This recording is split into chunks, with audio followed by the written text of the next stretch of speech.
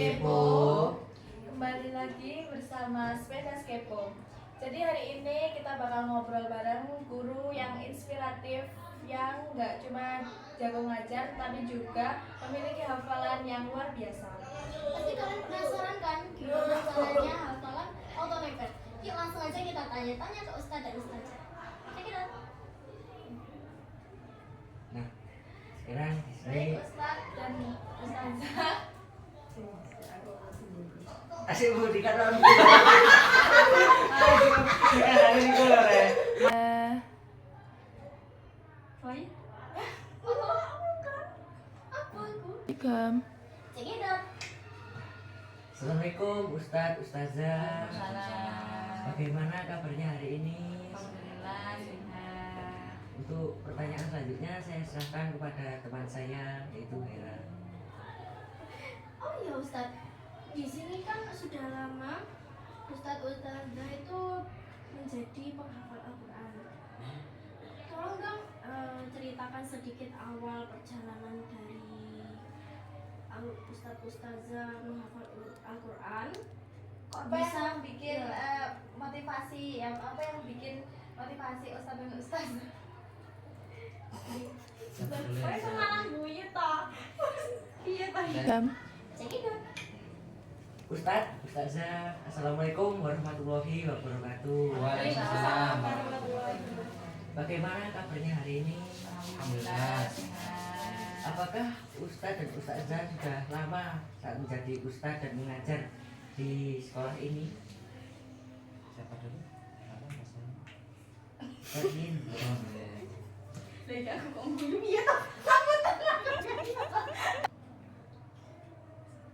Check it out. Check it out. Kok gue dibalain itu bu? Siji, loro, telu. Check it out. Assalamualaikum warahmatullahi wabarakatuh. Waalaikumsalam warahmatullahi wabarakatuh. Bagaimana kabarnya hari ini Ustadz, Ustazah? Alhamdulillah sehat. Saya izin bertanya kepada Ustadz Rindy. Ustadz sudah lama atau masih baru untuk mengajar di sekolah ini? Untuk mengajar di sekolah UPT SMP N2 Sambijang ini saya sudah kurang lebih 1 tahun. Sudah lumayan lama ya. Sudah lumayan lama. Kalau Mbak Ustazah? Insya Allah sampun 2 angkatan ya. Oh, sama sekali ya. Jadi 2 tahun, nggih. Iya.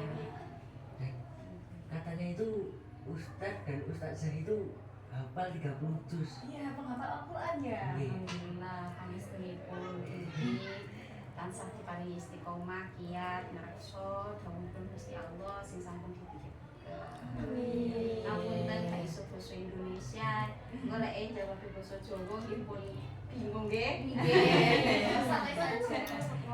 Apa sih yang memotivasi Ustadz dan Ustazah untuk menghafal Al-Quran itu? Jawaban dari Ustazah. Yang memotivasi saya dulu menghafal Al-Quran itu ayah. Ayah niku seseorang yang luar biasa, ingkang tansah selalu mendidik putra putrinya dalam koridor yang sangat kental keagamaannya. Terus saya punya cita-cita, punya angen-angen. Mbok yo salah siji anakku ana sing iso hafal Al-Qur'an. Misale apa biyen mung iso ngaji belum sampai iso keturutan ngapalne Al-Qur'an. Dari situ saya punya angan-angan, oh aku iki urip selama dadi anake bapak urung iso nyenengke. Ya apa carane nyenengke bapak? Nggih niku salah satunya nuruti napa sing awalnya seperti itu. Terus lama-kelamaan merasa nyaman dengan apa yang menjadi keputusan saya, berjalan hingga hari ini. Alhamdulillah. Berarti awal termotivasi itu dari ayah, tapi dari hati sendiri nggih? Nggih, dari ayah awalnya, terus kemudian karena sudah nyemplung, bisa nyemplung, paling enak. Kalau untuk Ustadz gimana? Kalau saya agak unik dalam Batik Unik ini dari keluarga bukan basic pesantren. Jadi saya dulu lulusan SMP, lulus ke sekolah SMK kejuruan.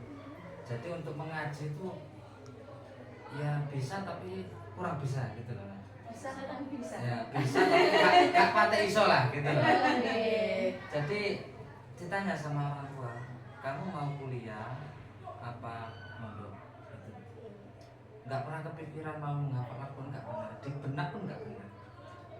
Nah dari situ orang tua pernah cerita gini, wis sampai tak pondok nara, tak buatkan lemari dari kayu jati. Dulu nek kayu jati. Aku lek sampean gak kerasa di pondok junjungan dhewe lek wong mulih nang malah pondok. Jadi takut nak, takut. Saya kalau gak kerasa di pondok suruh bawa pulang sendiri. Dijunjung sendiri ya, bayangkan lah.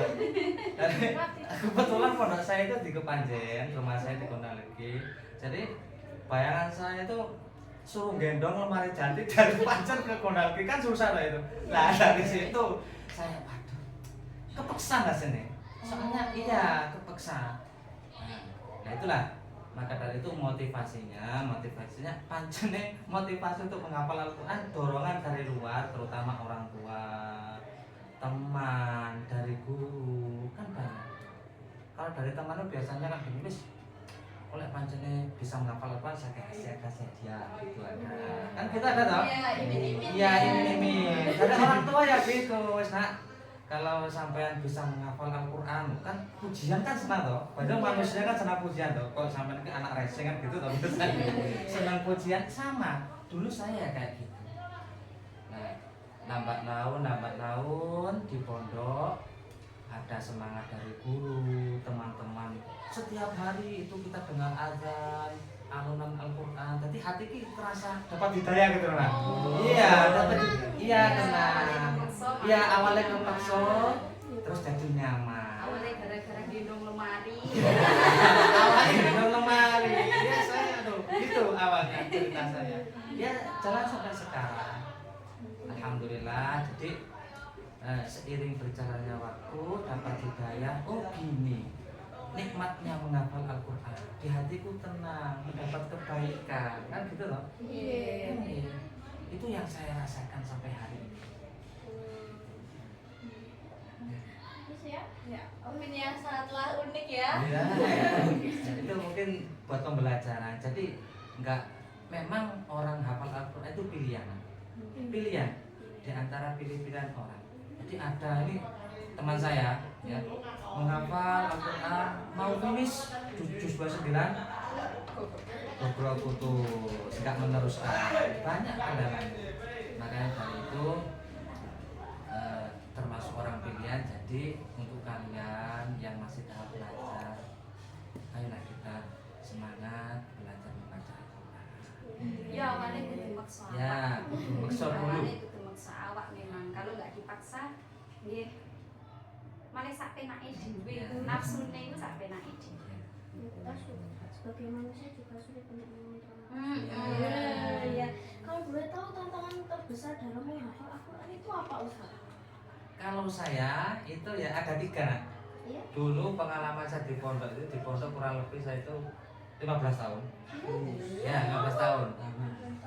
Enggak lama itu. Kan ya lah kan toh waktu di zaman nih harus yang lama waktunya. Maksudnya yang lama di pondok itu bukan tidurnya. Nah gitu loh. Ya membaca Qur'annya, mutolaahnya itu yang lama harusnya gitu loh. Kan sekarang kan perasaan di pondok lama tapi gak pernah membaca Al-Quran kan gak lancar-lancar, gak pulang-pulang. Sama tua di pondok mau. Karena gak mau lah. Emangnya gak mau nikah? Kan ya mau tuh. Jadi gitu. Apa tadi pertanyaannya? Tantangan terbesarnya ada 3. Pertama itu dari lawan jenis. Nah dulu itu saya ketika membuat setoran surat An-Nisa itu ada kupu-kupu ya kasarannya gitu. Ya kayak gitu, godanya gitu. Jadi kita tertarik walaupun kita itu menahan nafsu, tapi yang perempuan itu selalu apa ya, menghampiri gitu loh. Nah itu godanya yang paling utama itu lawan jenis. Guru ya Ustazah. Ini kan suruh cerita. Nanti pulang dari podcast ini Kebanyakan kayak gitu. Nah, yang pertama lawan jenis, makanya bukan hanya menghafal Al-Quran, untuk menuntut ilmu di sekolah kan banyak dong. Hindari itu berpacaran, wala taqrabuz zina. Itu lah wong pacaran itu biasanya kan penasaran, kepinginnya pegang tangan, nah gitu loh. Mari tangan kok penasaran mana, terus bilang nah terlalu jauh. Jadi itu loh nak, enaknya itu sebentar, tapi sesarannya selamanya. Nah itu yang satu. Yang kedua itu masalah biasanya itu ada penyakit. Kita kena penyakit apa, tipes apa gimana, itu rata-rata ya. Yang penyakit di pondok itu yang istilah bahasa Jawanya gudik gitu loh, yang banyak kayak gitu loh. Yang tangan ada gatal-gatal gitu loh. Tangan penuh nama semua lah itu tandanya ilmu mau masuk ya kayak gitu. Dibolongi sih. Ya, biar masuk ya. Makanya sekali seumur hidup kalau pernah kalau bisa kalian ada di pesantren, biar tahu rasanya gimana mandiri, enaknya gimana, suka dukanya gimana gitu. Nah, itu. Yang ketiga itu biasanya masalah keluarga, dari ekonomi bisa. Kadang itu ada cerita nih ya, teman saya ini ada mau wisuda kurang 2 juz. Berarti selama beliau ini menghafal Quran 1 sampai 28 itu kan lama tuh nak. Bayangkan 300 lembar ya toh. Satu juz itu 10 lembar, itu banyaknya 300 lembar, itu kurang 2 juz. Itu orang tuanya meninggal. Ya. Jadi dia tuh goyah, nggak kuat godaannya kayak gitu, terus memutuskan untuk bekerja. Nah, jadi kan hilang semua sampai sekarang. Alhamdulillah. Nanya itu termasuk godaannya. Yang paling besar pertama apa? Lawan jenis. Kedua penyakit apa? Saya kan banyak. Yang ketiga masalah keluar, bisa ekonomi, bisa Kalau Ustazah Saya dulu sakit mbak, tantangan terbesarnya itu sakit. Lek eneng pondok loro, lek mulai waras. Lek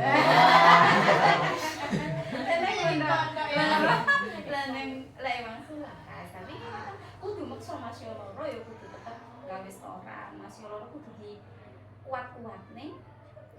Apa yang kemarin jenenge menuju tujuan awal itu tadi. Tujuan awal mau nyenengke bapak, berarti aku mulai ya kudu iso garano bapak seneng. Ngoten lagi. Nggih, terus masih aku loro, lek gak sekiranya aku gak iso ngadeg ya pancet ben pondok. Jadi ujian saya dulu disakit itu. Disakit. Ning pondok ya 200 nek ning omah ya bergas ngono ya. enak biasa. Tapi balik maneh lek atine gak kuat nek wau karo Ustaz Malim Brodol niku. Ujian iki akeh-akeh teko ati. Masih wong itu kan ya teko ati, ya ta? Nggih. Lawan jenis kan masalah hati. Nggih, sakit juga hati. Hatine gak kuat loro yo maling mulai terus pas itu. Nah, Ustaz, ini dari sekian banyak orang itu untuk menghafalkan Al-Quran itu sulit sekali. Nah, Ustaz, apakah ada metode khusus untuk menghafalkan Al-Quran itu? Oh ya, ini trik ya. Metode rahasia. Ini tidak boleh diungkapkan, ini bahaya ini. Kok rahasia kok diungkapkan kayak gitu ya? Konsepnya kayak gitu. Ini untuk kan metode ya agar kita cepat menghafal toh. Jadi gini, syarat untuk menghafal Al-Quran itu ibarat kita punya rumah. Itu harus ada apa? Supaya kuat itu harus ada apa? Pondasi. Jadi pondasi untuk menghafal Al-Quran itu harus bisa dan lancar. Satu, ilmu tajwid, 2 ilmu makhraj itu apa tuh? Makhraj itu yang bisa membedakan antara huruf ha dan ha. Gitu toh? Misalnya kayak Al-Fatihah, Alhamdulillahirabbil alamin. Salah, itu al-ha pakai ha. Alhamdulillahirabbil alamin. Kesalahan membaca itu termasuk merubah arti. Itu firman Allah, perkataan Allah, lek dirubah kira-kira dosa. Iya. Dosa. Maka itu kita harus perlu belajar yang namanya ilmu tajwid dan makhraj. Itu fondasi utamanya dulu, belajar itu dulu. Makanya sama jangan kecil hati. Di sini ada guru baca tulis Quran PTQ itu tanya kalau nggak bisa. Itu loh Nak. Ibarat sampean itu ada sumur, sama haus. Tapi itu loh. Iya, melihat toh kira-kira bisa dahaganya bisa terobati mboten? Lah mboten. Yang harus lakukan apa? Ya, Mengambil air bisa Tanya. tanya gitu loh maksudnya saat ini ya. Baik buat kalian ya gitu, kalau nggak tahu tanya. Misalnya mantepe terus ada Rahma, lu langsung tanya. Karena kesempatan catatan bakal. Lah Iya. iya. Ngomong secara iya. Itu nah. kalau untuk ustazah gimana itu? Mungkin Sama-sama metode ya. metode yang apa ya? Yang Untuk cepat menghafal. Cepat menghafal. Fahmi bisyauqin. Jadi di istiqomahnya sedino ki 5 juz.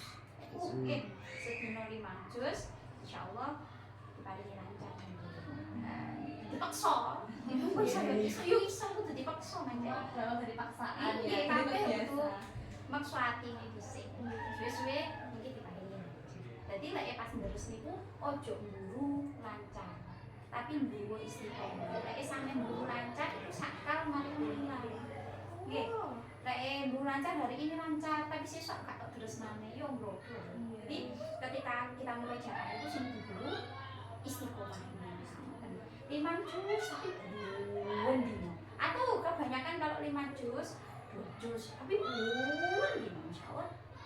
Nah, baik ayat yang sudah dihafal ataupun yang belum. Jadi 5 juz itu semuanya.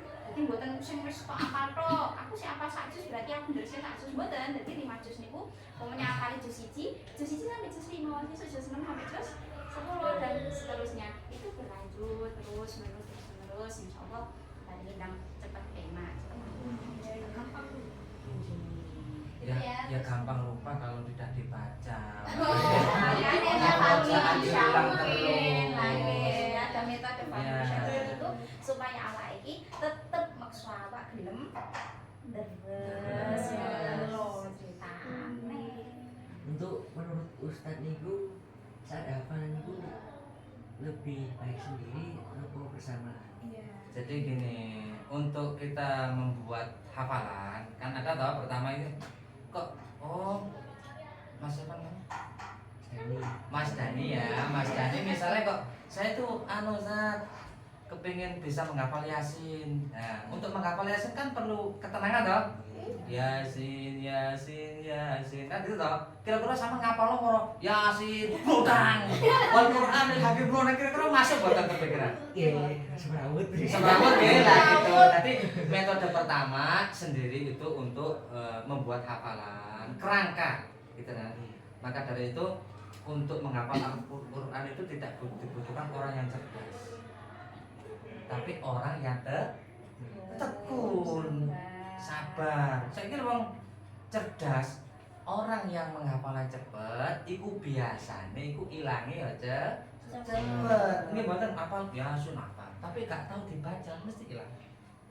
Ngeremeh nih biasanya Ngeremeh. wong mbek sing cerdas-cerdas itu. Ya, Kalau itu. menguasani wis iso dadi ini gampang lalai. Jadi kayak besar kepala. Ya, kepalanya besar lah intinya. Penyakitnya sakit. Ya, itu jadi apa tadi untuk sendiri kita membuat rangka hafalan. Kalau sudah lancar untuk merujaah kesalahan kita di mana? Kan Yasin toh banyak toh, berapa ayat itu? 80? Ya, 83 toh. Wa ilaihi turja'un. Nah, itu dah akhirnya. Lah, itu untuk menjaga ini salah apa tidak bacaan ini, ya kita berkelompok untuk semaan bareng. Misalnya Mas Dani disemane, Mas itu namanya Mas Bagus, ini yang salah ini Mas Dani, ini benarkan. Kalau sampean kekeh tidak mau menyemakkan, tidak mau menyemakkan Quran, bacanya Mas Dani, ntar bacaannya kayak gitu aja selamanya, padahal salah. Nah gitu loh ya, menjaga agar bacaan kita itu benar gitu. Jadi kalau boleh tahu itu Ustaz dan Ustazah itu mulai menghafal Al-Quran itu dari umur berapa sih? Emang dari waktu SMA ya? Oh, Sama. Sami. Tapi dulu saya SMA mulai dari SD itu wajib mondok. Tapi pengen sekolah ya kudu mondok. Gak gelem mondok gak usah sekolah. Jadi ini mondok sekolahnya dia oleh yang penting mondok. Dan jadi ini kula mulai dari lulus SD itu sudah di pondok, kemudian SMA selesai baru masuk ke Al-Quran itu tadi. Nggih karena angan-angan aku ki wis tuwek guru iso nyenengke bapak kan ngoten nggih. Apa ya carane nyenengke bapak ya nek wae angan-angan bapak niku tak turuti kok diparingi kesempatan kali Gusti Allah saged. berarti itu pas menghafal itu sudah pelan-pelan atau masih di pondok? Si Mbak, Oh, masih. menghafalnya di pondok. Oh, menghafalnya di pondok. Kalau hafalan gitu tuh selalu setoran gitu tuh. Nggih, storane kaya ngombe obat nggih. Ping 3, nggih ping 3 bakdo subuh, bakdo zuhur, kali bakdo maghrib. Niku nek Pondok Putri ngoten, nek pondok Ini, jadi istilah setoran itu saya kira itu kurang tepat. Kalau kita setor biasanya kan diserahkan, kita tidak punya, gitu loh. Masa apalannya sama disetor anak guru sampean, terus sampean gak ngono konsepnya. Semangatnya tuh menghadap ke guru. Lah ya tak lagi dibaca gitu loh nak. Guru yang menyemakkan, bukan setoran ngono kuwi. Terus sampai setoran kok duit tak setoran Pak izin Pak Ustaz misalnya kan sama gak punya uang.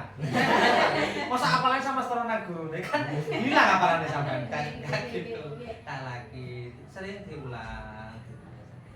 Nanti ada tahapan ya di tasnya ada buat kerangka terus menyetor di tasnya lagi itu aja nih ibarat setoran itu sudah biasa bahasa pondok gitu lah. Nanti kita ditaskan ke guru kita yang sudah dihafal tadi gitu nah. Terus muter sampai 30 habis itu sih. Pondok Putri ini ngantung subuh. Ya habis setorannya ya setoran lagi tasnya. Saya itu biasa anak tasnya itu habis subuh terus habis zuhur sama habis isya. Kalau Pondok Putri habis maghrib. Kan kemarin bahwa itu kalau rutin cara membagi waktu dengan seperti kayak menghafal, bersenang-senang, bermain gitu gimana cara membagi waktunya? Cara mau waktu. Iya. Bersenang-senang. Iya kayak Ya. apa ya? Quality time. Iya. Quality time masalahnya lek nek mondok iki ora nek quality Oh. time. Iya kayak apa kumpul bareng-bareng itu sampai. Jadi gini, mungkin pertanyaannya gini, mungkin gini. Apa bisa seorang pendidik, pengajar, juga penghafal Al-Quran membagi waktu untuk menghafalkan agar murojaah bacaannya terjaga gitu loh? Jadi gini, caranya untuk murojaah itu kita ambil pas pada waktu sholat fardu. Misalnya Pak izin dapat 30 juz gitu ya. Jadi gimana caranya kita apa itu bahasa Indonesia kelompokan gitu berarti? Apa ya? Kelebihan. Iya, kelebihan piye ya? Blenger. Blenger, cuma nih jeresak ngono akeh iku yo opo carane gitu toh. Iya. 30 juz 300 lembar lah.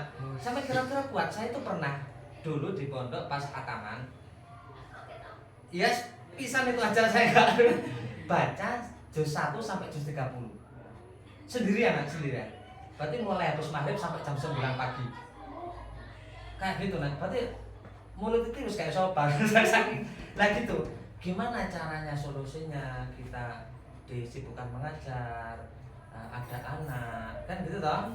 Lah sebisa mungkin kita pada waktu sholat fardu itu nyicil baca Quran itu 1 juz.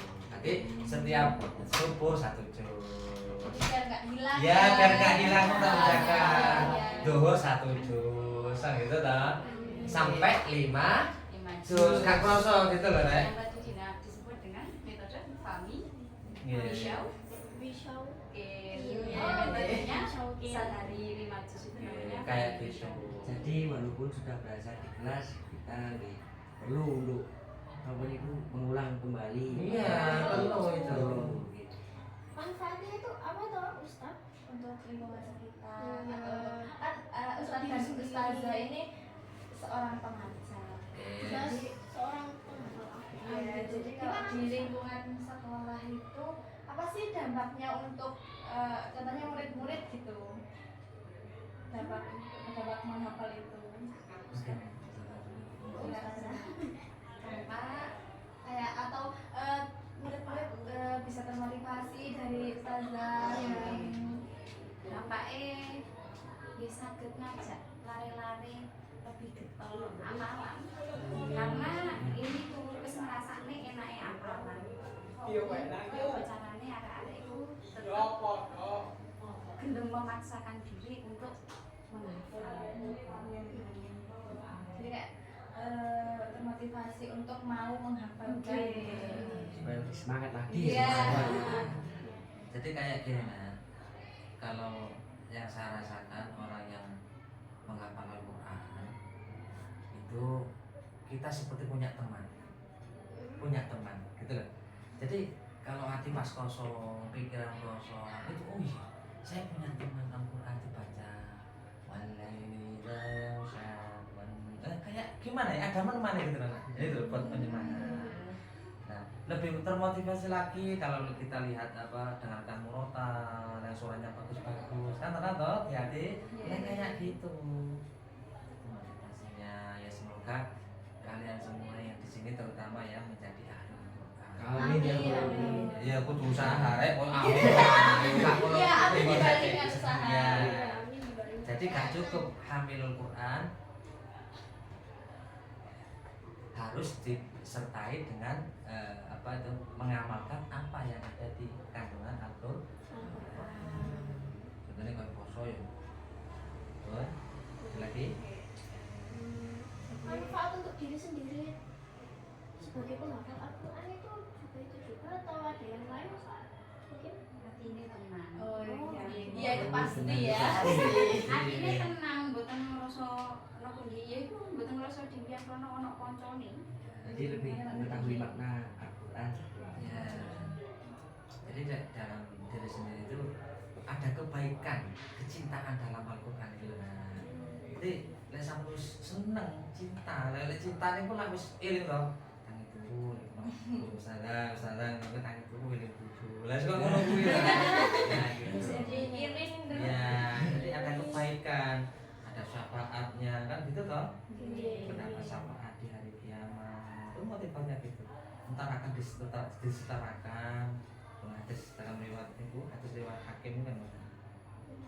Jadi bagi yang penghafal Al-Quran itu derajatnya sama dengan menaikkan kenabiannya, tapi dia tidak dapat wahyu sama setara.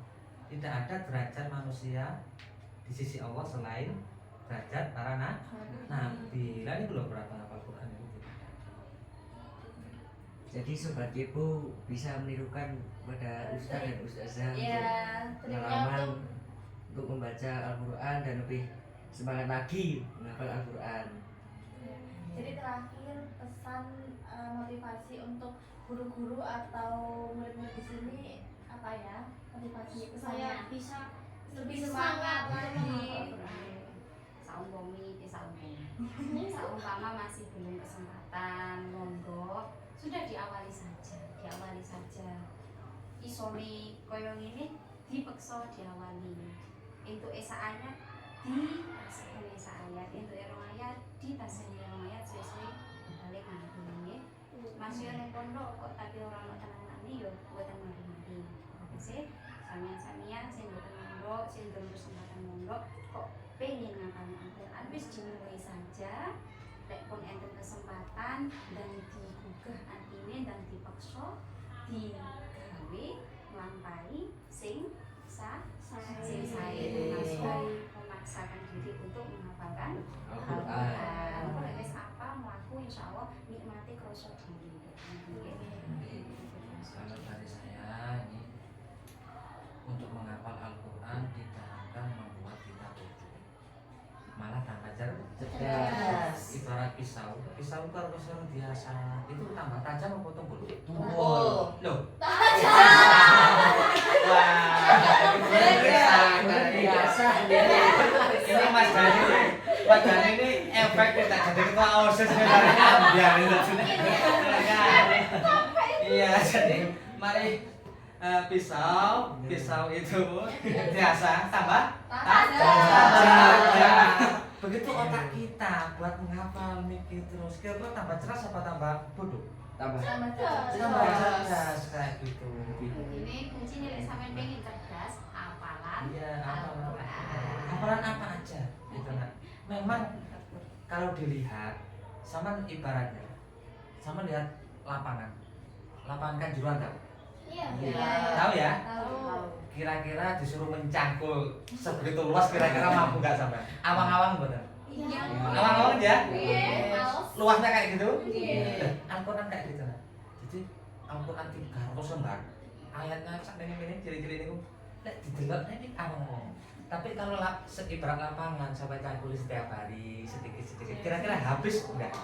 Lapangan Habis. habis toh? Sama dengan Al-Quran. Tidak ada yang tidak mungkin. Di sedikit-sedikit apa Iya, namanya? sedikit. Nah, itu intinya, itu motivasinya. Dan yang paling utama yaitu untuk ustazah sama saya itu ada di hadis Bukhari ya, khairukum man ta'allama al-Qur'an wa 'allamahu. Jadi orang yang paling baik di antara kalian yaitu orang yang mau belajar Al-Qur'an dan mengajarkan Al-Qur'an. Mengajar Al-Qur'an. Jadi wong sing paling apik ku wong sing gelem maca Quran yo ngulangne, ngono lho maksudnya. Gitu. Apa meneh lek diulangne diwaca lek pas wayahe waktu sholat dilipat ganda. Itu pembelajaran kalian, moga-moga semoga menjadi anak yang soleh dan solehah, bisa menjadi kebanggaan guru dan orang tua. Nek iso banggane ora ning dunya tok. Iso banggane sampai akhir. Carane piye ya iku mang? Trik dari kita hafalan Quran. Hafalan Quran. Terima kasih Ustazah Tasyakunya sudah diundang. Kami mohon maaf sekali karena mengganggu waktunya. Semoga kita semua bisa Lebih semangat semangat lagi untuk menghafal Al-Quran. Al-Quran. Dan kita bersama Sobat Kepo juga. Iya, Sobat juga harus semangat untuk menghafal Al-Quran ya. Terus Intinya Betul sekali. nggak hafal nggak keren gitu loh. Ya. Kata-kata hari ini. Kata-kata hari ini. Ubur-ubur Ikan lele. lele. Jangan lupa hafalan le. Ya. Terima kasih ya Ustaz dan Ustazah. Kami mohon maaf apabila kata-kata kami yang kurang berkenan di hati Ustaz dan Ustazah. Terima kasih atas pengetahuan yang sudah disebarluaskan ke kita dan ke Sobat Kepo. supaya lebih bermanfaat lagi ke depannya. Iya. Amin. Terima kasih atas waktunya. Terima kasih ya Sobat Spendas. Jadi cukup sekian dari kami Spendas Kepo dan bersama Ustadz dan Ustazah dari sekolah kami. Assalamualaikum warahmatullahi wabarakatuh. See you.